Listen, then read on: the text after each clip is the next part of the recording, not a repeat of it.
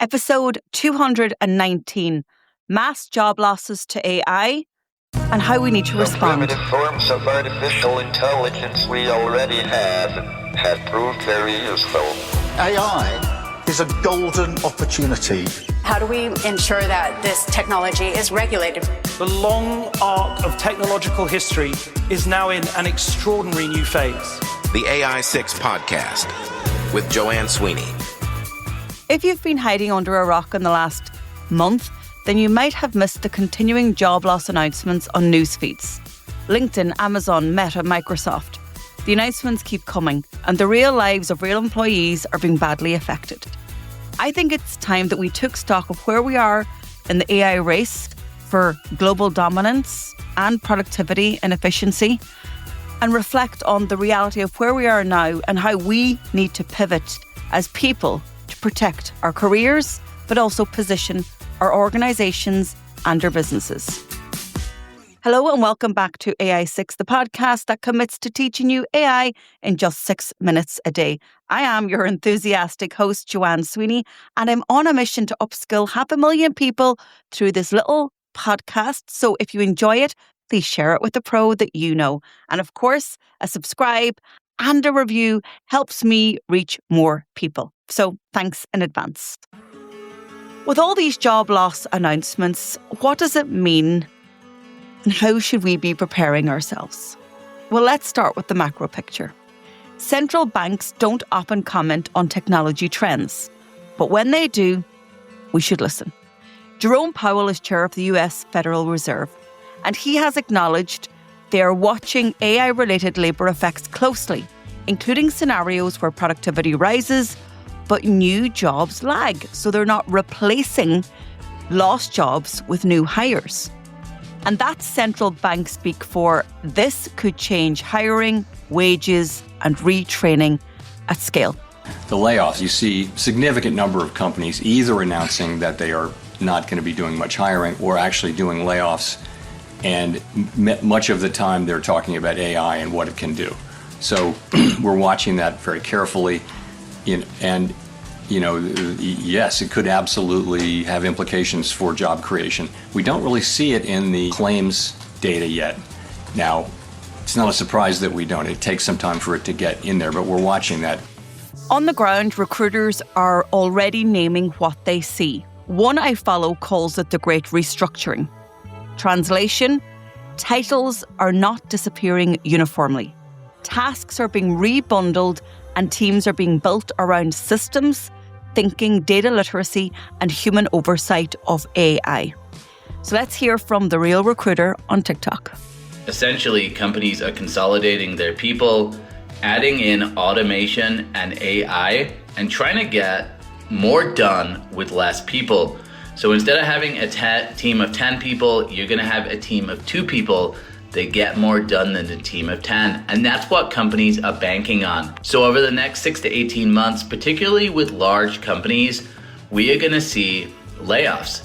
And some of those companies aren't going to hire more people to replace those jobs. They're just going to focus on trying to bank on AI and automation to get the same results. How will this play out? Either it's going to work really, really well and companies are absolutely going to crush it, or it's not going to work and we're going to see a great rehiring.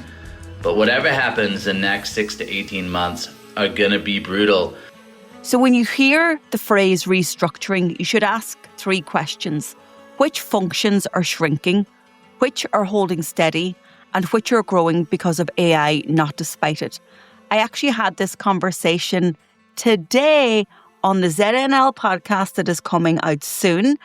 And Philip was asking me about what jobs I thought were at risk. And I mentioned knowledge workers. Included in that is my good self. Also middle management, because middle management are not needed because we need senior leaders to oversee agentic AI.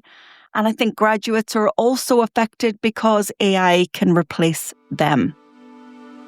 Now to big tech leadership. There's a lot of performative optimism about AI, and we're really trying to find the middle ground between hype and reality. But some leaders are unusually frank. And Steve Jobs actually said that being honest about what's happening in AI and around jobs is really important. And then there's CEOs. What will be the role of CEOs in the future? Well, the CEO of Southeast Asia's largest bank has publicly stated that her own role is at risk from AI. The day my CEO role was announced, I'm in a WhatsApp group with my board.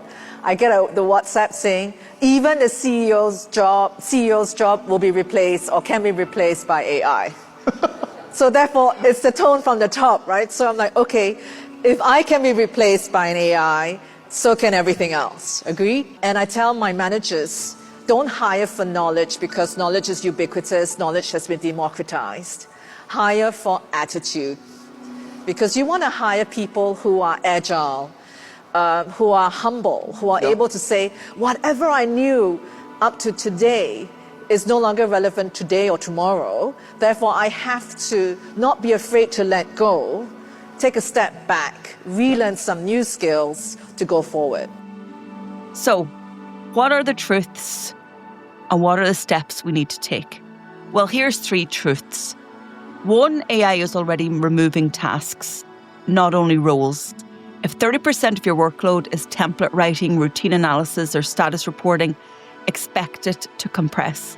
Managers will ask why it still takes a day. 2, organizations will keep hiring, but for different blends of skills. Think domain expertise, another part of the conversation that I had with Philip on the ZNL podcast today. Quality assurance of model outputs, governance, and the ability to ship workflows and not just create content will become a really important role, especially for those having specific domain expertise. And then 3, and I speak about this extensively on the podcast, policy is lagging. The EU AI Act governs us in terms of risk, but it will not rescue obsolete workflows. Your best defence is embracing AI and really putting in that strong capability. So, 3 traps to avoid. 1, waiting for your employer to reskill you at the pace you need. Knowledge is everywhere. It's here on the podcast every day for free. Learning budgets exist, but potentially managers are afraid to move. But the window is now. Trap 2, don't chase tool of the week. Kind of be tool agnostic. Learn how they work, their functionality, their capability, and play with them. Master one stack for your job. Make it relevant. Apply it. You'll have great competency then. And then trap 3, don't confuse busyness with value. This is a question, remember, I asked myself when I saw Sam Altman stand on the stage in San Francisco and reveal ChatGPT to the world. Where is your value, Joanne? My value is not being busy for clients. My value is delivering results that are measurable and making an impact. So if your calendar is full of tasks every month, ask yourself, can AI take on these tasks? And where is my time, my energy, and my critical thinking best spent? So here's your 6-step pivot plan. Think of it as a 1-week AI sprint. Audit your tasks. It's always an exercise that I do in my workshops. List the top 20 recurring tasks that you have to do every week. Step 2, bring the evidence. For 3 high-volume tasks, run an A/B test. A, you do it manually. B, you use it with AI. Document the results, measure the impact. Step 3, develop a workflow. Develop a simple, repeatable process around one task that leverages an AI tool. Include the prompts, the inputs, the outputs, and a checklist. Step 4, add boundaries, add controls. Document risk points and how you're going to mitigate risk. Check for bias. Ensure data privacy. Are your brand guidelines protected? Does it have human sign-off? Who is that human in the loop? Step 5, reframe your role. Roles are being augmented, not replaced. If you can bring this to the party, to leadership, then you are safeguarding your future. Rewrite your job in outcomes, not in activities. And step 6, publish internally. Share your workflows, share the knowledge. present the use case to the leadership team, be a shining light, be a beacon of AI transformation, lead by example. And if you lead a team, make sure you turn those standard operating procedures into actual AI-powered activities leveraging the technology. And you know what? And again, I said this in the conversation with Philip today, and this is why it's so fresh in my mind. People always ask me, but what, Joanne, if I make myself redundant by automating the tasks? You're not. You are stepping up and you are leading and you are showing your team, your colleagues, how AI can add value, and you're also proving the value that you still bring. AI isn't killing jobs. AI is creating jobs, but it's augmenting and reorientating what we do at work. You are the only person, well, you're not the only person, I'll rephrase that. You are the person that should take control of how that job is reframed and augmented because of AI. Don't fear it, embrace it. If you enjoyed this episode of AI 6, please share it with a pro that you know. And if you want to grow in confidence with AI, be AI literate, get a copy of my book, AI Playbook, available at aimarketingplaybook.ie or on Amazon. That's it for today. I'll talk to you again tomorrow.